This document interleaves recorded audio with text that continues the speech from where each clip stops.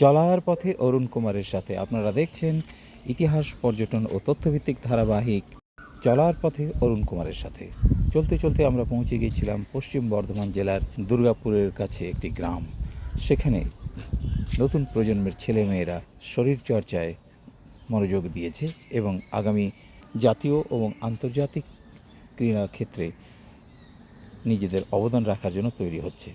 নমস্কার, চলতে চলতে আমরা পৌঁছে গিয়েছিলাম বর্ধমান জেলার অন্যতম একটা জায়গা দুর্গাপুর। এখন অবশ্য বিভক্ত হয়ে গেছে পশ্চিম বর্ধমান, পূর্ব বর্ধমান।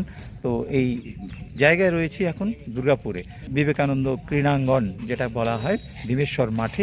খুব সুন্দর একটা পরিবেশে আমরা পেয়ে গেলাম। এখানকার নতুন প্রজন্মের ছেলেমেয়েরা প্র্যাকটিস করছে, অনুশীলন করছে, বিশেষ করে অ্যাথলেটিক্সের ক্ষেত্রে। সে বিষয়ে আমরা কথা বলবো এখানকার দায়িত্বপ্রাপ্ত যিনি আছেন তার সাথে। জেনে নেব বিস্তারিত কীভাবে এখানকার নতুন প্রজন্ম অ্যাথলেটিক্সের মধ্যে দিয়ে এগিয়ে চলেছেন। চলুন দেখা যাক, শোনা যাক। এই জায়গাটার নাম হচ্ছে ইছাপুর, পশ্চিম বর্ধমানের দুর্গাপুর ফরিদপুর ব্লকের আন্ডারে, ইছাপুর পঞ্চায়েতের আন্ডারে। এবার পঞ্চায়েত থেকে এই মাঠটা এই বাচ্চাদের, স্থানীয় বাচ্চাদের যাতে অ্যাথলেটিক্সের মতো খেলাধুলাতে উৎসাহ যোগায়, সেই জন্যে আমাদের যে পেরেন্ট বডি, অর্থাৎ Bardhaman district masters athletic association, যার অ্যাক্রোনিমটা হচ্ছে BDMA, সেই BDMA-কে এই মাঠটা দেওয়া হয় যাতে বাচ্চাদেরকে প্র্যাকটিস করানো যায়।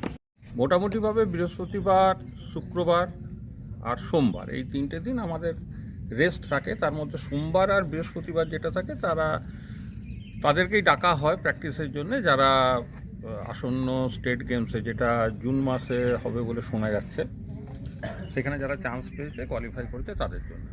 এখানে আপাতত প্রায় 55 থেকে 60 জন ট্রেনি আসে, রেগুলারলি আসে বলতে পারি আমরা 54 থেকে 55 জন।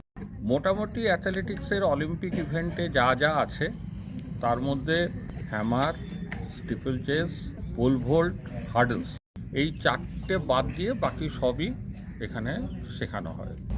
দুর্গাপুর থেকে অনেকেই স্টেট লেভেল বা ন্যাশনাল লেভেলে তাদের উজ্জ্বল স্বাক্ষর রেখেছে।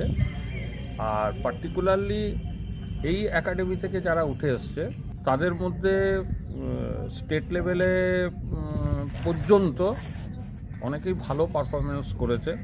সেটা সবথেকে টেকনিক্যাল যদি বলি রেস ওয়াকিং, সেই রেস ওয়াকারও যেমন এখানে ট্রেনিং করে, তার সাথে বাকি যেগুলো আছে স্প্রিন্ট ইভেন্ট, মিডল ডিস্টেন্স, সেগুলোও আছে।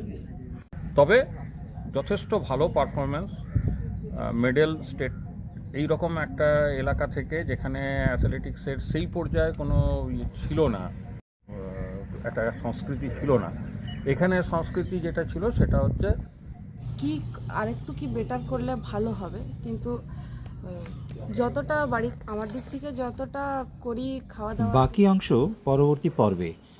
আপনারা সঙ্গে থাকুন, দেখতে থাকুন চলার পথে অরুণ কুমারের সাথে। আমরা ফিরে আসছি